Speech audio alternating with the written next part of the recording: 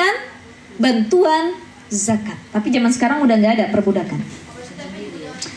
Itu yang kelima. Yang pertama tadi fakir, yang kedua miskin, yang ketiga amil zakat, yang keempat mu'alaf, yang kelima budak. Asinfus sadis, golongan yang keenam, al-gharimuna lil ayatil karimah, orang yang sedang berhutang. Ibu-ibu yang lagi punya utang dalam hati, iya saya dapat zakat nih katanya.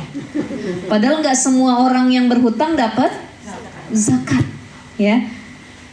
Waddayuna ala salasati adrab. Yang pertama, jadi orang berhutang itu ada macam-macam. Alladzi lazimuhu lil maslahati nafsihi. Orang yang berhutang tapi untuk kemaslahatan dirinya. Jadi kalau orang yang dapat zakat, orang yang utang kemudian dapat zakat, itu adalah mereka yang utangnya untuk kemaslahatan diri dan keluarga. Misalkan Bu, kita ngutang gara-gara apa? Buat makan. Ya Allah, saya susah bener. Ya Allah, saya ngutang sama orang buat makan. Saya susah bener ya Allah, ngutang kita buat bayar listrik. Jadi buat kehidupan dirinya dan keluarganya, dan itu memang maslahat. Kalau dia nggak ngutang, keluarganya nggak bisa makan. Boleh nggak ngutang model begini? Boleh nggak? Boleh. Tapi ada ngutang yang tidak maslahat. Ada ngutang yang dia nggak boleh dikasih zakat. Kenapa? Ketika dia berhutang untuk hal-hal yang haram, bukan perkara yang maslahat, atau perkara yang sebenarnya bukan urgen-urgen banget gitu ya Bu ya. Masuknya dalam perkara maksiat. Jadi misalkan dia ngutang ke orang gara-gara lagi ikut judi online. Ramai kemarin ada istri ngebakar suami. Ya Allah. Ibu lihat nggak beritanya? Lihat ya. Ada suami dibakar istri gara-gara suaminya main judi online. Makanya kita Bu, kita baru kenal handphone nih. Ibu-ibu kalau buka handphone udah jangan jauh-jauh, udah buka aja YouTube, TikTok, begitu ya Bu ya. Lihat yang baik-baik. Gak usah kita buka aplikasi-aplikasi pinjaman-pinjaman. Nanti minjamnya bisa, bayarnya agak bisa. Itu. Ini gara-gara judi online, gara-gara pinjaman online, berapa banyak orang yang akhirnya berbuat kriminalitas. Itu belum lama saya baca berita juga ada dia anak kuliah baru semester 2 di luar kota, ditemukan di dalam kosnya lagi gantung diri, meninggal dalam keadaan gantung diri. Ternyata walaupun baru semester 2 kuliah, utang di online-nya banyak sampai puluhan juta. Dan dia nggak berani cerita sama orang tuanya. Ya, jadi kalau ngutang, apalagi untuk perkara yang sebenarnya nggak penting-penting banget, gitu. Kalau bisa nggak usah ngutang. Tapi kalau sekiranya, oh iya emang buat makan, emang butuhan keluarga, emang buat tempat tinggal, nyicil rumah dan lain sebagainya, itu kan urgen tuh, baru boleh untuk ngutang. Tapi kalau sekedar buat gengsi, gaya, ibu-ibu pengen ganti handphone. Handphonenya iPhone keluaran terbaru. Harganya berapa? 35 juta. Udah ngutang, handphonenya dicopet orang. Nyesek tuh kita begitu ya Bu ya. Nah ini perlu dipertimbangkan lagi. Jadi ngutangnya untuk keperluan apa? Kalau untuk yang maslahat, keperluan yang urgen dalam urusan rumah tangga, diri ataupun keluarga, maka diperbolehkan untuk menerima zakat. Tapi orang yang berhutang dalam perkara dosa dan maksiat, dia ngutang tadi pengen judi online, dia ngutang gara-gara pengen berzina, pengen bayar apa? Wanita-wanita panggilan, dia ngutang sana sini minjem duit deh, kenapa? Saya ada perlu, ternyata buat bayar wanita panggilan. Nah itu tidak diperbolehkan karena berefek kepada maksiat. Jadi yang keenam, golongan yang berhak mendapatkan zakat adalah al-gharimun, orang-orang yang sedang berhutang dan berhutangnya dalam perkara yang maslahat. Gitu ya ibu-ibu ya. Asinfus sabi', golongan yang ketujuh yang berhak mendapatkan zakat. Siapa dia? Fis sabilillah lil ayatil karimati wa hum al-ghazah, ya. Orang yang ketujuh ini disebut fisabilillah. Nah ini banyak yang salah kaprah. Padahal para ulama 4 mazhab itu sepakat. Fisabilillah itu maknanya orang yang lagi berperang di jalan Allah. Tapi ada yang bilang fisabilillah itu orang yang lagi belajar, orang yang mengajar, katanya. Orang yang sedang dalam perjalanan dan lain sebagainya.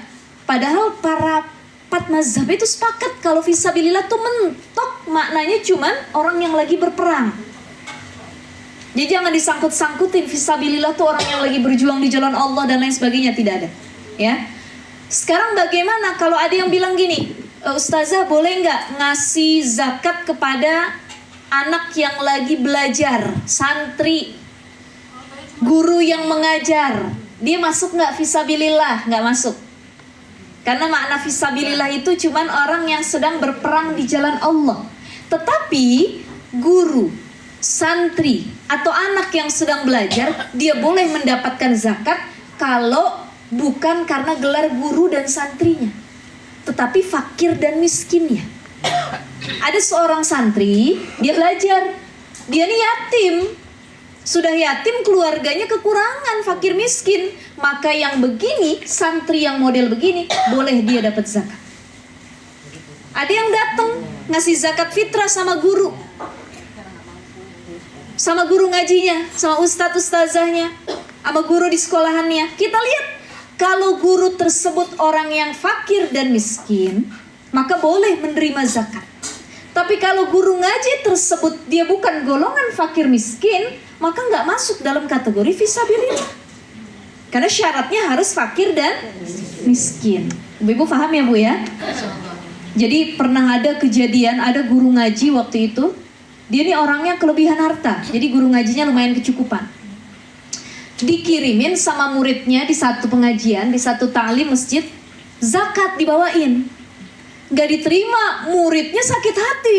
Kok nih guru sombong banget dikasih zakat fitrah tapi gak mau menerima. Nah itu muridnya karena dia kurang pemahaman dan belum sampai situ dia belajarnya. Bukan gurunya tidak menerima, karena gurunya merasa ada yang lebih berhak untuk menerimanya. Sebab gurunya ini bukan dalam kategori fakir dan miskin. Kecuali kalau kita ngelihat ada guru TPA, guru ngaji, ya, dia nggak cukup gaji dia dari hasil mengajar itu, baru kita kasih zakat boleh. Kenapa? Masuk kategori fakir dan miskin. Ya, kecuali nanti ada pembahasan di zakat yang lain, misalkan zakat mal, boleh guru atau santri itu dapat zakat. Karena itu bukan zakat fitrah, zakat mal, harta. Ya, cuman kalau zakat fitrah yang kita bahas, fisabilillah, para ulama sepakat maknanya adalah orang yang sedang berperang di jalan Allah. Zaman sekarang ada nggak yang perang Bu? Ada nggak? Di Palestina. Palestina itu boleh dapat zakat, mereka lagi perang ya Bu ya. Cuman kalau di Indonesia nggak ada peperangan. Orang Ciputat perang sama orang Pondok Cabe gitu. Nggak tahu merebutin apa, itu nggak ada ya. Tapi kalau peperangan yang sebenarnya sebagaimana di zaman Rasul, baru ini mendapatkan zakat. As-sinfus samin, golongan ke-8 terakhir yang dapat zakat itu siapa? Ibnu Sabil lil ayatil karimah wa huwa al-musafir wa sumiya bihi limulazamatihi as-sabil wa huwa at-tariq. Maksudnya begini, Ibnu Sabil itu maknanya orang yang musafir, sedang dalam perjalanan. Mau dia kaya, mau dia miskin, dia sedang dalam perjalanan kemudian habis bekalnya. Contoh, ibu-ibu perjalanan ke Jawa Timur, ke Malang. Ibu naik bis, gak bawa mobil pribadi. Ternyata di tengah jalan bekal ibu habis, gak cukup duitnya. Ada yang dicopet orang, ada yang uangnya jatuh, ada yang lupa kebawa, ketinggalan di mobil dan lain sebagainya. Itu Ibnu Sabil. Orang yang sedang musafir dalam perjalanan dan bekalnya habis, maka mereka berhak mendapatkan zakat. Walaupun mereka orang kaya ataupun orang miskin. Kenapa? Sebab bekal dalam perjalanannya sudah habis. Gitu ya. Jadi itulah yang disebut 7 golongan. Nah tadi dalam Al-Quran Allah kan bilang begini Bu, innamas shadaqatu lil fuqara. Jadi diawali dengan kata innama. Innama itu adatul hasri. Artinya apa? Yang boleh dapat zakat itu di press lagi sama Allah, dikecualikan, nggak boleh yang lain, cuma 8 golongan ini yang boleh. Nah sekarang pertanyaannya begini, kita masuk permasalahan dari pertanyaan. Apakah 88-nya harus rata dapat semua? Atau boleh kita ngasih salah satu dari mereka? Gimana kira-kira ibu-ibu? Apakah 8 golongan itu harus dapat semua? Atau salah satu yang kita temuin boleh kita kasih? Gak harus 88-nya. Mengingat budak gak ada, fisabilillah orang yang berperang tidak ada. Ini kalau dalam mazhab Syafi'i harus 8 golongan itu dapat semua. Cuman kalau mazhab yang lain itu tidak mewajibkan untuk semuanya dapat rata. Minimal 3 golongan dari 8 yang disebutkan. Ya. Dan menurut para ulama-ulama kontemporer yang baru-baru nih sekarang, ya ulama-ulama sekarang, fatwa mereka mengatakan walaupun cuma 1 golongan itu boleh diberikan, tapi minimal 3 orang. Jadi ada orang fakir, kita punya tetangga orang fakir, jangan cuma dia dong yang kita kasih, minimal 3 orang fakir. Gitu. Tapi kalau lebih bagusnya kita dapat 3 orang dengan golongan yang berbeda, fakir, miskin, al-gharimin, ya, kemudian ibnu sabil, ada lagi tadi mu'alaf dan lain sebagainya. Cuman kebanyakan yang gampang ditemui tadi fakir dan miskin, termasuk yatim piatu, anak-anak yatim, mereka masuk dalam kategori fakir miskin gitu. Jadi kalau Imam Syafi'i itu harus rata pembagiannya ke 8 asnaf. Cuman kalau ulama yang lain boleh minimal 3 golongan mencakupi dari yang disebutkan tadi. Ya ibu-ibu sekalian ya, sampai sini ada pertanyaan ibu-ibu?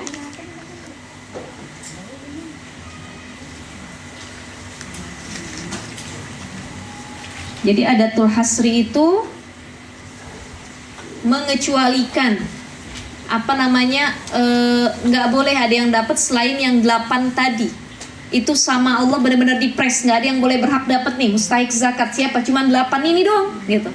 Makanya diawali dengan kata innamas shadaqatu lil fuqara wal masakin wal 'amilina 'alaiha wal mu'allafati qulubuhum wa fi riqab wal gharimina wa fi sabilillahi wa ibnis sabil, yaitu 8 golongannya. Ada pertanyaan ibu-ibu sampai sini?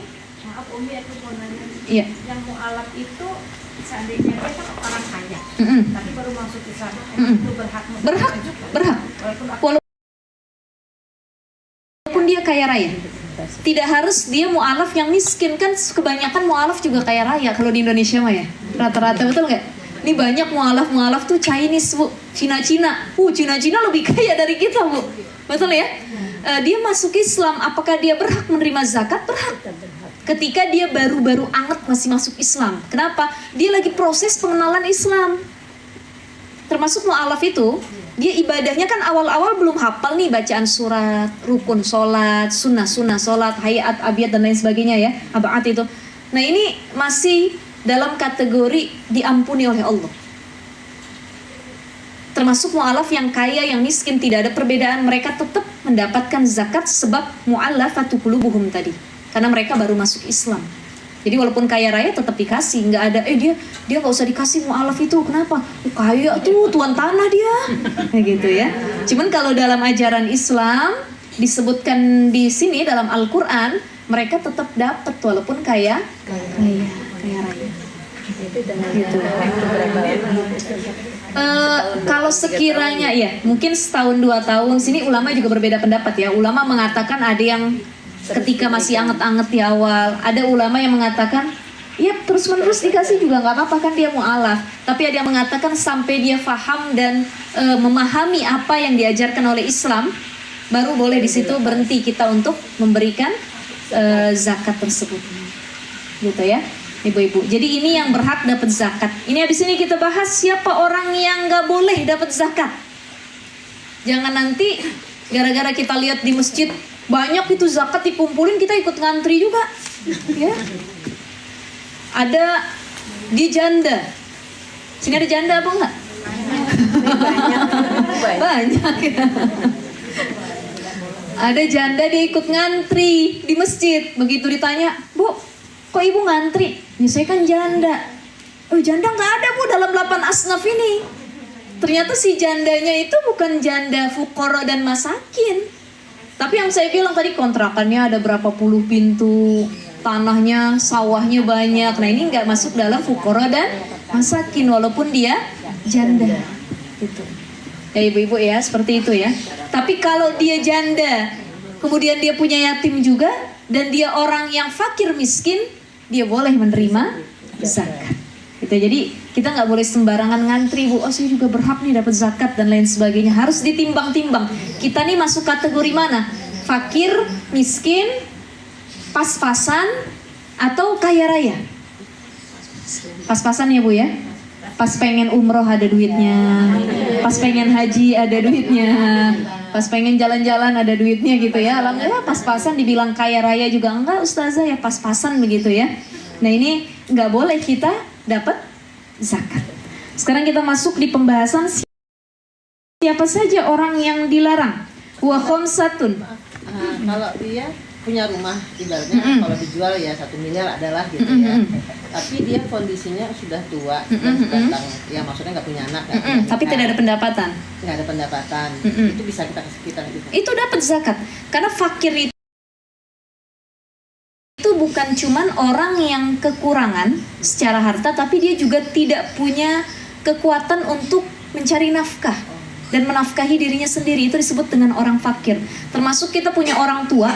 Ya tadi kita punya orang tua sudah lanjut usia, tua renta, tapi orang tua kita nih rumahnya kalau dijual laku em-eman gitu.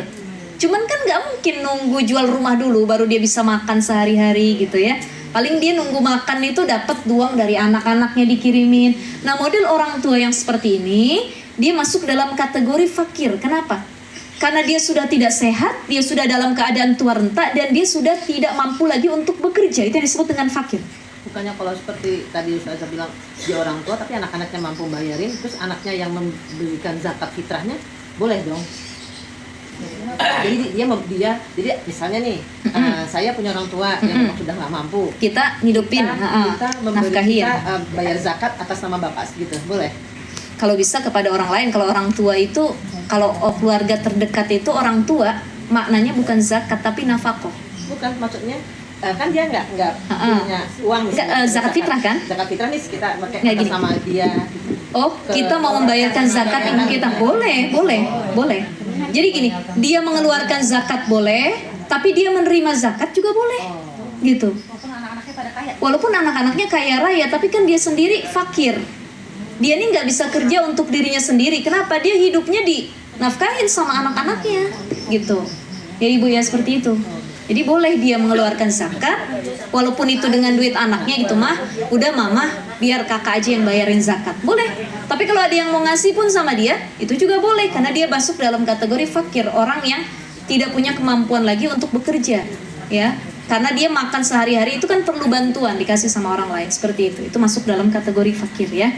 Nah kita bahas nih, wa khamsatun la yajuzu daf'uha ilaihim.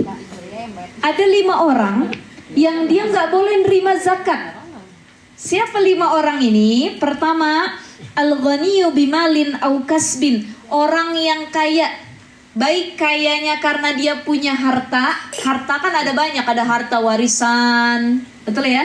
Ada harta peninggalan suaminya, ada peninggalan istrinya. Ada harta yang sudah lama dia tabung, itu akhirnya jadi investasi masa depan ketika di hari tua, itu kan harta disebut. Maka dia masih disebut kaya. Kenapa? Al-ghaniyu bimalin, kayanya karena harta. Yang kedua, au kasbin, atau dia kaya tuh bukan karena harta warisan, bukan karena tabungan dia, tapi karena dia punya pendapatan. Yang tadi, kerjaannya apa? Oh, manajer di perbankan. Kerjaannya apa? Oh, jadi staf ini di kementerian dan lain sebagainya. Gajinya berapa? Di atas 3 digit, ada yang 50 juta, ada yang 100 juta. Ini kaya masuknya. Kenapa dia bisa kaya? Karena dia kaya dengan jumlah pendapatan yang besar. Ya, au kasbin, karena dia punya pekerjaan, pendapatan. Ada yang kaya karena harta, ada yang kaya karena pendapatan. Kalau kaya karena harta tadi warisan, dia nggak kerja, Bu. Ini biasanya nih, karena saya ngomong sendiri karena saya orang Betawi ya, Bu ya. Orang Betawi rata-rata peninggalan orang tuanya banyak. Mungkin ibu-ibu di sini banyak kan orang Jawa. Ya, jadi kalau orang Betawi itu tanah dimanapun pasti punya engkong dia. punya engkong dia.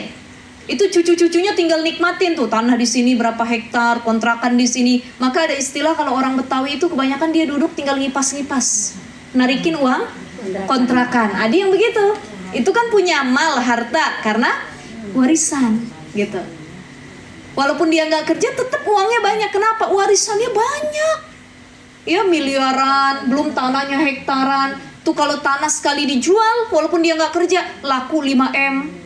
Laku berapa M, itu bisa buat pendapatan dia, buat apa nafkah dia sehari-hari. Itu karena harta. Tapi ada orang yang dia tuh nggak punya warisan. Dia kasab tadi, berusaha sendiri, kerja sendiri. Maka dia jadi orang kaya. Maka orang yang golongan pertama nggak boleh dapat zakat adalah orang yang kaya, baik dia punya harta turun-temurun ataupun kaya karena punya pekerjaan. Ini golongan pertama.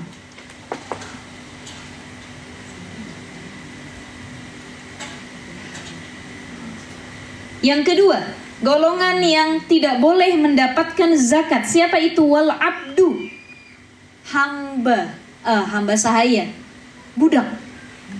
Tadi budak yang boleh dapat zakat, budak yang mana bu? Mukatab. Apa itu budak mukatab? Budak yang bisa memerdekakan dirinya sendiri dengan memberi tebusan kepada majikan atau tuannya. Jadi selain budak mukatab, dia nggak boleh dapat zakat, mudabar, mudabaroh ataupun umul walad. Kenapa? Karena nafkah dia ditanggung oleh tuannya. Jadi budak itu yang nafkahin tuannya. Jadi kalau kita buka lagi, ada di kitab Fathul Qarib, ada 3 sebab orang dapat nafkah. 1, sebab hubungan nasab. Yang kedua, sebab perbudakan. Dan yang ketiga, sebab musoharoh, pernikahan. Pertama, sebab nasab. Siapa yang berhak dapat nafkah karena sebab nasab? Orang tua sama anak. Dan ini ada syaratnya, baik orang tua ataupun anak. Yang pertama, orang tua yang berhak dapat nafkah, 1, dia fakir. Orang tua yang fakir dan sakit. Sakitnya bisa lumpuh, bisa tidak ada kemampuan untuk bekerja lagi. Ini sakit dan fakir dan sakit. Yang kedua, syarat orang tua boleh dapat nafkah, fakir dan majnun, gila. Ya, jarang ya yang begitu ya Bu ya. Fakir dan majnun. Ini boleh dapat nafkah. Bukan boleh lagi, wajib. Wajib ya, dapat nafkah. Di luar dari itu sunnah. Sunnah ini anak ngasih dia dapat pahala, dia nggak ngasih dia nggak dosa. Tapi kalau model orang tuanya dalam kategori yang 2 tadi, apabila anak tidak menafkahi maka dia berdosa. Kenapa? Karena itu dalam tanggungan anaknya. Orang tua yang model demikian tadi ya, fakir, lumpuh atau sakit, atau fakir dan gila ya. Pokoknya masuk dalam golongan tadi. Termasuk orang tua yang tidak bisa bekerja lagi, dia sudah tidak mampu lagi, dia fakir, tidak ada pendapatan apapun lagi, dia nggak punya harta peninggalan lagi, itu tetap boleh dinafkahi oleh anak-anaknya. Ini golongan yang pertama, orang tua. Yang kedua, karena sebab nasab anak. Anak seperti apa yang masih wajib dinafkahi oleh orang tuanya? Ibu-ibu hati-hati yang punya anak. Anak minta sama ibu ya boleh, cuman ibu nggak wajib ngasih. Kalau dia masuk dalam kategori sudah dewasa, baligh, dan mampu untuk bekerja. Ada anak yang udah dewasa, tapi pengangguran, wajib nggak dikasih nafkah? Enggak. Walaupun pengangguran, karena pengangguran dia bukan karena sakit, bukan karena lumpuh, bukan karena gila. Jadi sebab dia nggak boleh dapat nafkah itu dia sehat afiat dan sudah dewasa. Beda kalau dia sudah dewasa tapi dia gila, atau dia lumpuh, atau dia punya penyakit yang menghalangi dia untuk bekerja. Maka ini nggak wajib dapat nafkah dari orang tuanya. Tapi kalau anak itu sudah baligh dan kemudian dia nggak kerja tuh karena emang nggak mau kerja dan nggak ada usaha untuk bekerja, ibu sebenarnya ngasih ya boleh aja, namanya orang tua ya. Cuman tidak wajib, tidak wajib. Wajib itu kalau dia masuk kategori yang tadi, sudah dewasa tapi gila, kemudian sakit, lumpuh dan lain sebagainya. Kemudian anak kecil itu juga wajib dapat zakat, infak, nafkah dari orang tuanya. Jadi yang wajib dapat nafkah itu adalah anak kecil, kemudian anak yang sudah dewasa tapi gila dan sakit. Ini dua orang ini, anak yang masih kecil dan tidak punya pendapatan. Sekarang ada pertanyaan, ada anak kecil tapi pendapatannya besar, betul nggak? Ini anak nih YouTubers, emaknya nggak sengaja di video-videoin anaknya, akhirnya anaknya di endorse, ya dapat pendapatan dari YouTube, maka orang tuanya nggak wajib nafkahi, walaupun dia anak kecil tapi dia mampu menafkahi dirinya sendiri. Jadi bahasanya bukan menafkahi, orang tuanya yang ngatur keuangannya gitu ya, karena itu duit si anak gitu ya. Cuman kalau anak itu masih kecil dan tidak ada kemampuan untuk nyari uang, dia tetap wajib untuk dinafkahi. Jadi yang pertama karena sebab nasab, orang tua sama anak. Yang kedua sebab perbudakan. Kalau ada tuan majikan dia punya budak, dia wajib nafkahin budaknya, makannya, pakaiannya, ya, kemudian lagi sampo, sabunnya, peralatannya dan lain sebagainya, wajib. Kenapa? Karena budak di zaman dulu itu, mohon maaf, bukan cuman beberes rumah, tapi budak zaman dulu tuh bener-bener ngurusin si tuannya. Tuannya mandi misalkan, ini zaman dulu ya, tuannya mandi, tolong lulurin saya katanya, sabunin saya kata tuannya. Saya nggak mau sabunan sendiri, capek disabunin sama budaknya ya. Itu zaman dulu. Zaman sekarang nggak boleh ibu. Mentang-mentang kita kaya raya banyak duit, saya pokoknya saya mau nyewa budak katanya. Orang yang bisa melayani saya mandi nggak mau sabunan sendiri, maunya disabunin. Sampoan maunya disampoin, ya, pakai bedak maunya dipakein dan lain sebagainya. Saking kayanya, nah itu tidak boleh karena zaman sekarang tidak ada perbudakan lagi. Melanggar HAM, betul. Zaman dulu perbudakan masih ada, tapi ketika datang Islam mulai sedikit demi sedikit dihilangkan, dikikis, ya. Jadi tidak langsung dihilangkan sama Nabi, tapi butuh proses juga. Biar kenapa? Biar orang-orang kafir Quraisy kala itu mau masuk Islam. Jadi Nabi itu dakwahnya kala itu bu, itu nggak langsung semua haram dulu. Kayak khamr, minum-minuman keras, enak apa enggak rasanya?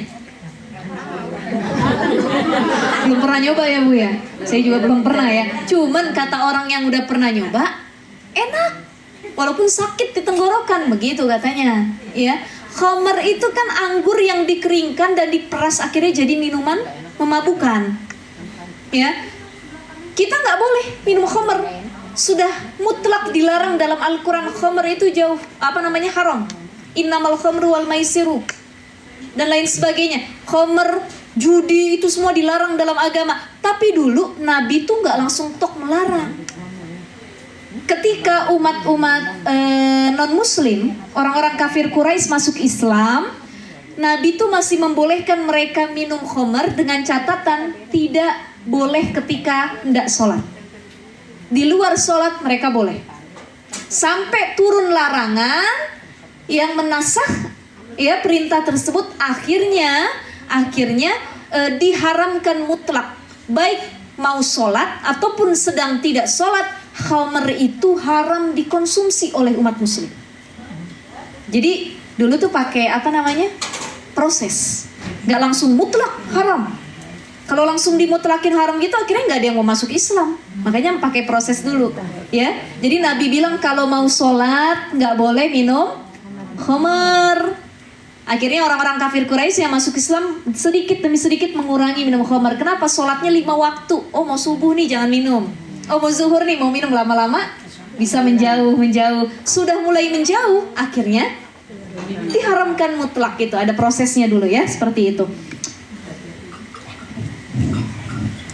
Baik, jadi yang pertama tadi orang yang kaya, baik dengan harta ataupun karena pendapatan. Yang ketiga wal'ab, yang kedua adalah wal abdu, budak. Yang ketiga wa banu hashimin wa banul muttalib ay la yajuzu daf'u zakati ila bani hashim wa banil muttalib liqaulihi sallallahu alaihi wasallam inna hadhihi shadaqata awsaqun nas wa innaha la tahillu li Muhammadin wa la ali Muhammad. Ya.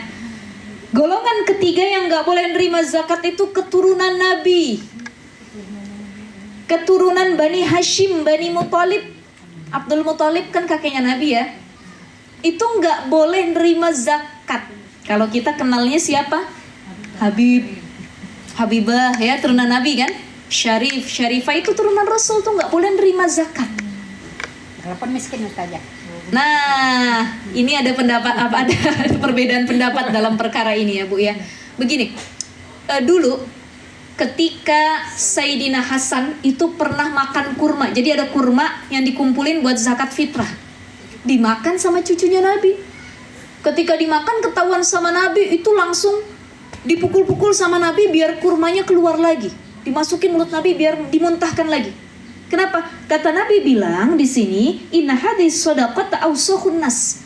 Zakat fitrah itu adalah harta sisa harta manusia. Kan keluarga Nabi dan Nabi itu mulia, jadi nggak berhak dapat sisa harta manusia, gitu.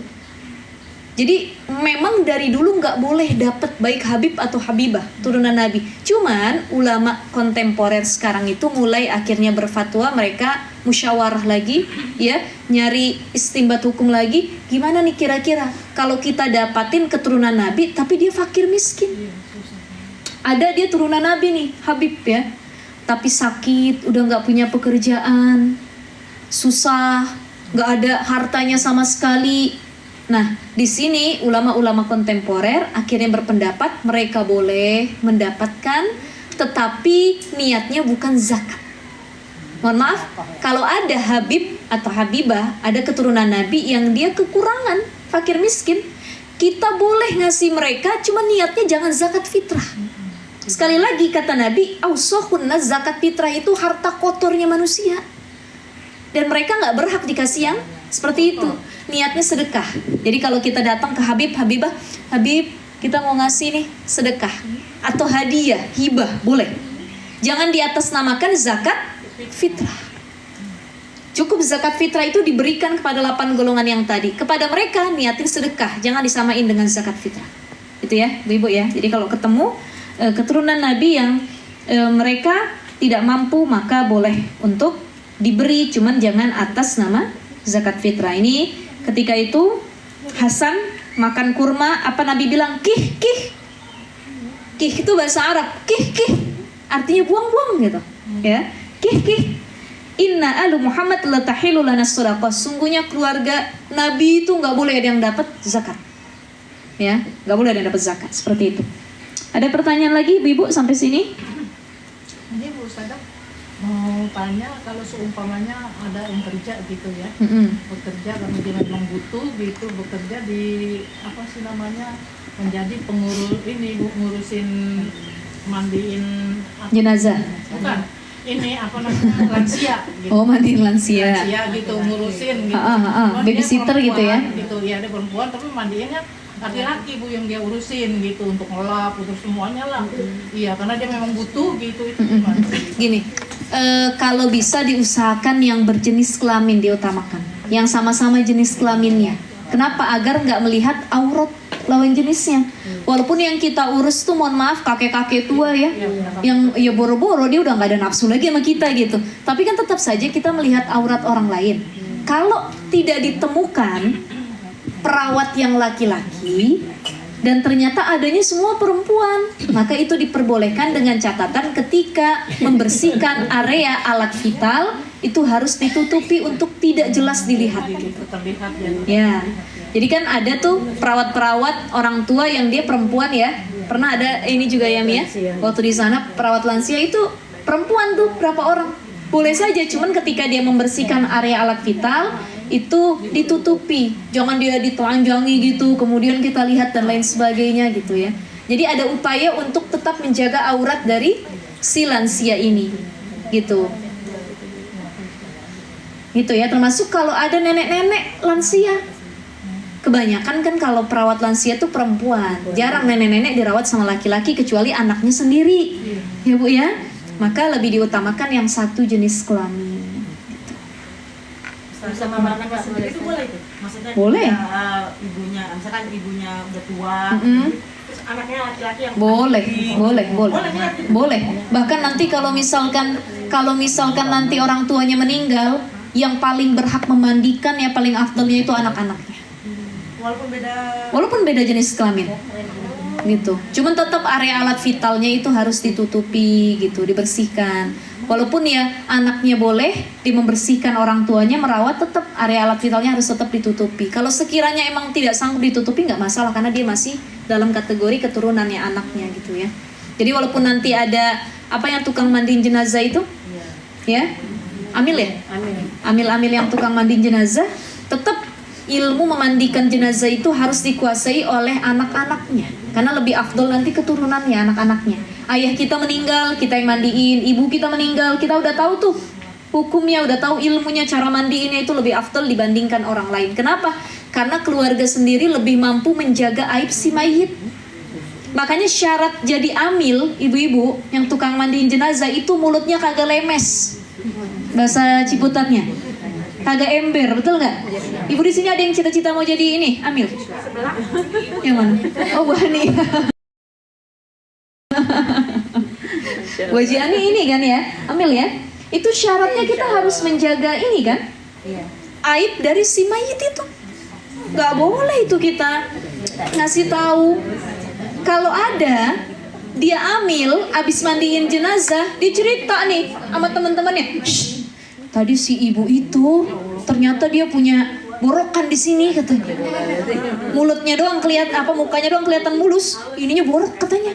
Ini ABCD dan lain sebagainya. Maka dia berdosa karena dia harus menjaga aib dari si mayitnya. Jadi selain dia punya ilmu, dia juga harus menahan diri untuk tidak bercerita terkait bagaimana si aib yang dimiliki oleh si mayit jenazah itu ya, Wan ya.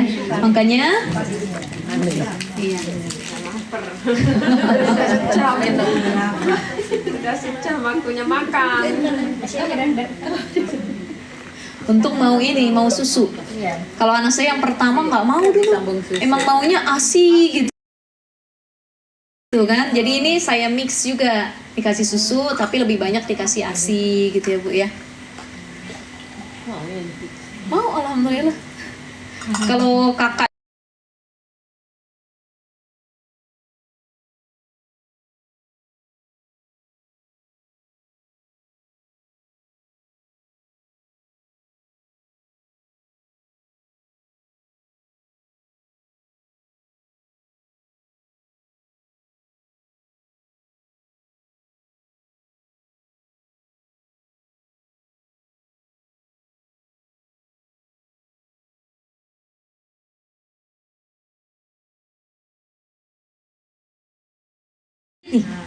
ya kebetulan kita yang mandiin jenazahnya, kita tahu aibnya, oh dibilang kemana-mana, dia mau mukanya doang mulus katanya, itu area bokongnya borokan semua katanya. Padahal udah meninggal nih, udah almarhum ya. Ini nggak boleh membicarakan keburukannya, itu harus dijaga rapet-rapet. Maka penting memang anak cucu itu diajarin ilmu fikih terkait pengurusan jenazah.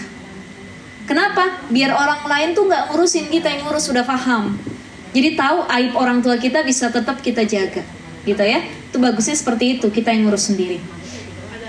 Kemarin sama Ustaz Azari udah kan pengurusan jenazah ya Bu ya. Kita juga waktu itu sudah lewat ya. Kalau mantu bagaimana? Nah mantu itu sebenarnya nggak usah diajak karena dia nggak berhak untuk menerima gini. Kalau mantunya sama-sama jenis kelaminnya diperbolehkan. Tapi kalau mantunya berbeda jenis kelamin, diutamakan yang berjenis kelamin sama dulu. Gitu. Jadi kayak misalkan saya punya ibu saya waktu itu meninggal, ya. Nah itu mantu laki-lakinya tidak ikut memandikan. Tapi kalau mantu perempuannya dia mau ikut mandikan juga boleh. Cuman kalau mantu tidak dianjurkan banget. Yang dianjurkan itu adalah anak-anak yang hubungan nasab satu darah. Ya, satu darah karena kan dia mahrum ya. Walaupun mantu juga mahrum ya Bu. Betul nggak?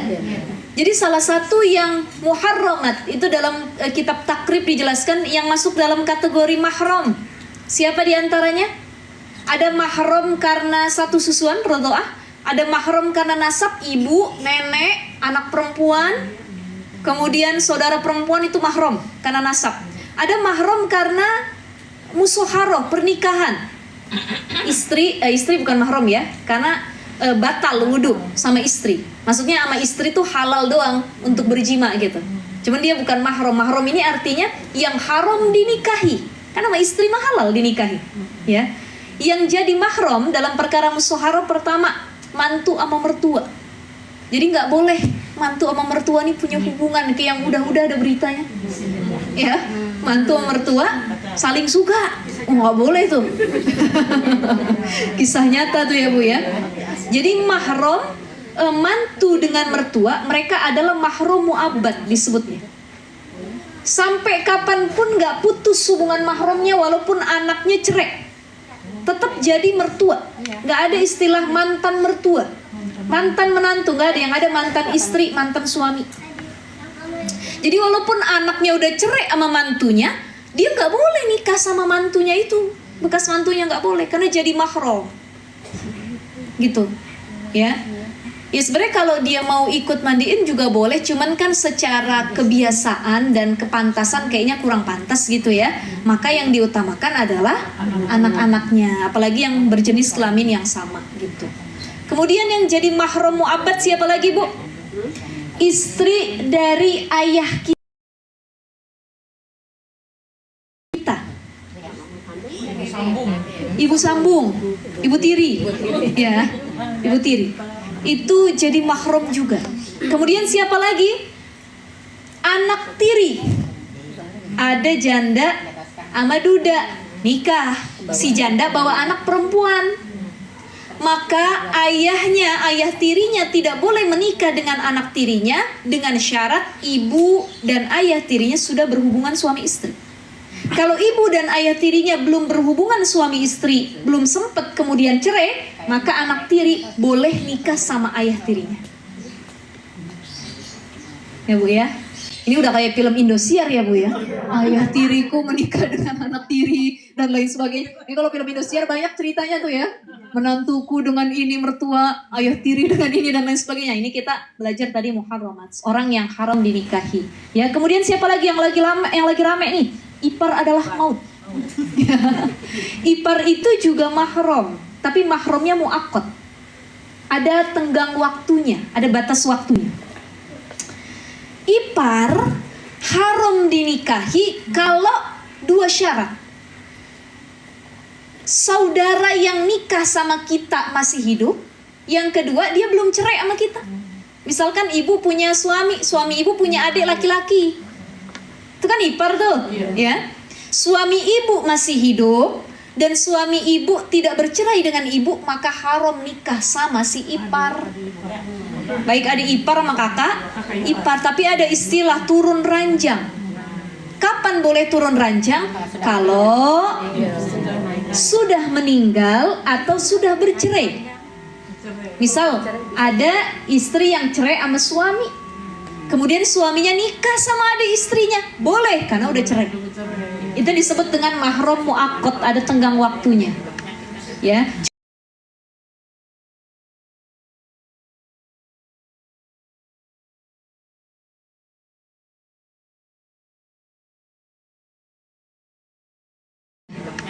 Ya, cuma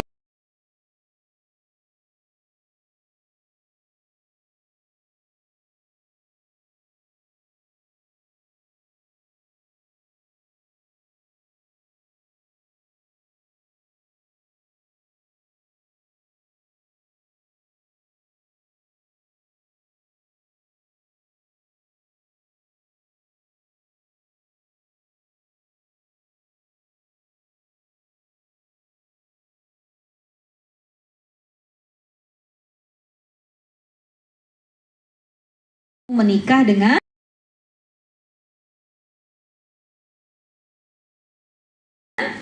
adik iparnya atau kakak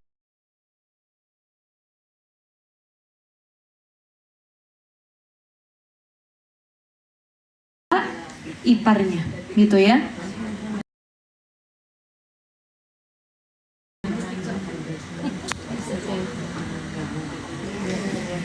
Ibu, halo.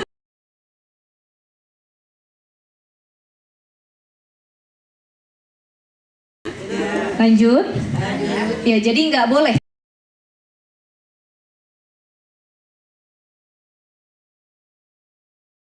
Nggak boleh. Termasuk mohon maaf mau nikah ataupun zina itu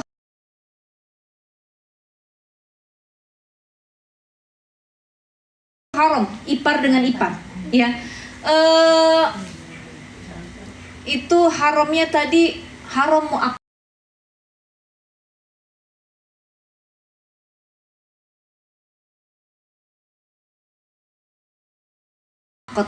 Ada tenggang waktu.